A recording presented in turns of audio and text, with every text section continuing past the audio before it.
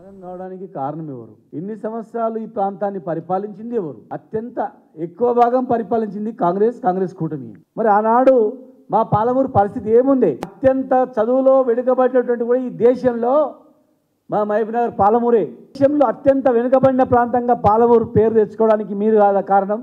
నిజంగా మీరు పాలమూరుకు నీళ్ళు ఇవ్వాలనుకుంటే కల్వకుర్తి లిఫ్ట్ ఇరిగేషన్లో కనీసం ఒక 2-3 టీఎంసీల రిజర్వాయర్ అని ఎక్కడైనా ఉందా? ఉవ్వెత్తున ఉద్యమం ఎగిసిపడుతుంటే కూడా కపట నాటకం ఆడిన తప్ప పాలమూరు బాగు చేయాలని ప్రయత్నం చేయాలి. భీమా కానీ, నెట్టెంపాడు కానీ, కల్వకుర్తి కానీ ఈ ప్రాజెక్టులన్నీ ఎండగట్టింది. ప్రాజెక్టులన్నీ కూడా మూలకు పడేసింది. పేరు పెండింగ్ ప్రాజెక్టులనే పేరు పెట్టింది. మీ ప్రభుత్వ హయాంలోనే కాదా? ఒక్కసారి ఆలోచించుకోండి. ఈరోజు తెలంగాణ వచ్చినందుకే పాలమూరు ప్రాజెక్టులు అనేవి పరుగులు పడ్డాయి. పెండింగ్ ప్రాజెక్టులు కంప్లీట్ చేసుకున్నాం, జలాశయాలను పెంచుకున్నాం, రిజర్వాయర్లని కట్టించుకున్నాం, వలసలు బంద్ అయినాయి. మీకు మేము పాదయాత్ర చేస్తున్నామని మీరు పాదయాత్ర చేయడమని కాదు, మేము ప్రాజెక్టుల సందర్శనని మీరు ప్రాజెక్టుల సందర్శనని కాదు. పని మీద పోటీ పడండి. మేము ఎన్ని నిధులు ఇచ్చినామో డబ్బులు ఇవ్వండి. మేము ఎన్ని నిధులు ఖర్చు పెట్టినామో అంతకన్నా ఎక్కువ నిధులు మీరు పాలమూరుకు నిధులు ఖర్చు పెట్టండి. మేము ఎన్ని ప్రాజెక్టులు కట్టినామో మిగిలిన పనులు మీరు కంప్లీట్ చేయండి. ఏదులా, ఒట్టెం, కరివేన, ఉదండాపూర్ మొత్తం దాదాపు 5 రిజర్వాయర్లు కంప్లీట్ అయినాయి. లక్ష్మీదేవిపల్లి తప్ప నార్లాపూర్ నుంచి మొదలుకుంటే మీరు మిగిలిపోయిన లక్ష్మీదేవిపల్లిని మీరు స్టార్ట్ చేయండి, మేము సంతోషపడతాం. ప్రాజెక్టుల కింద కాలువలు తవ్వండి, మేము సంతోషపడతాం. మేము పెండింగ్ ప్రాజెక్టులు కంప్లీట్ చేసామని చెప్పుకుంటున్నాం కదా, మీరు మిగిలిపోయిన పనులు మేము కంప్లీట్ చేసి 5 నెలల్లో నీళ్ళు ఇచ్చినాం చెప్పుకోండి, అది సంతోషంగా ఉంటుంది. నిజంగా పాలమూరు బాగు చేయాలంటే పోటీ యాత్రలు కాదు, పోటీ పనులు చేయండి.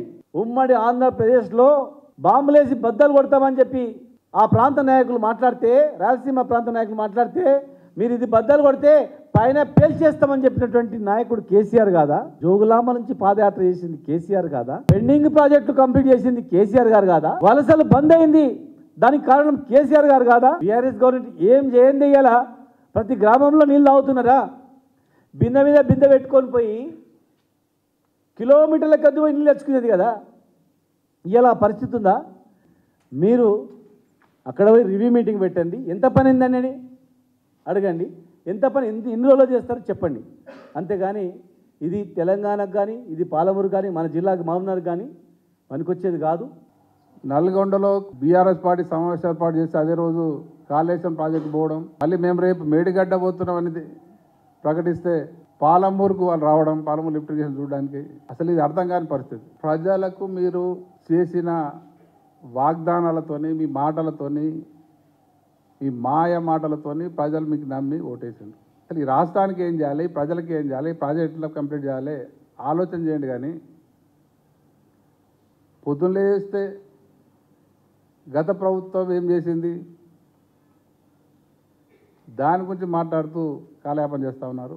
ఎట్లా గత ప్రభుత్వాన్ని బదనాం చేయాలని ఆలోచన తప్ప ఈ రాష్ట్రానికి కానీ ప్రజలకు ఏం చేయాలి ఆలోచన లేదు మీకు. మహబూబ్నగర్ ప్రజలు ఏ విధంగా వలసలు పోతుంది గతంలో, ఇప్పుడు అదే మహబూబ్నగర్కు చుట్టుముట్టు ఉన్న రాష్ట్రాల్లో ఉండే ప్రజలు వచ్చి అక్కడ పనులు చేసుకొని బ్రతకడం జరుగుతుంది. అది కేసీఆర్ గారి యొక్క ఘనత కాదా? అటువంటి పరిస్థితి ఈరోజు మీ కాంగ్రెస్ ప్రభుత్వం ఇచ్చిన హామీలను ఈరోజు ఎందుకొరకంటే ప్రజలు తెలంగాణ ప్రభుత్వంలో ఆర్థికంగా అభివృద్ధి పడి ఈరోజు ఎవరికి కడుపు మాడే పరిస్థితి లేదు. వాటన్ని దృష్టిలో పెట్టుకొని మీరు ఇచ్చిన పథకాలు సరైన టైంలో అమలు కావడం లేదు అని అడగడానికి కూడా వాళ్ళు కొద్దిగా ఆర్థికంగా కట్టి ఉన్నారు. అదేవిధంగా గతంలో ఉన్నట్లు ప్రజలు కొంచెము కడుపు ఆకలి మంటతోటి ఉంటే మీరు ఇచ్చిన పథకాలు ఏం జరుగుతున్నాయి, ఏం సంగతి అనేది అడిగేవారు. అదేవిధంగా ఈరోజు ప్రాజెక్టులు సందర్శనం చేయడము అంటే మామూలు ఇది కాదు. మేము ఈ గతంలో కేసీఆర్ ప్రభుత్వం ఏం చేసింది, మేము ఏం చేయాలి అని దాన్ని బట్టి ప్రజలకు ఉపయోగకరంగా ఉండాలి. కానీ ఏదో అడ్డగోలుగా మాట్లాడి మీరు తప్పులు చేసిర్రు, మీరు ఇది చేసిర్రు అని మాట్లాడడం సబబు కాదు.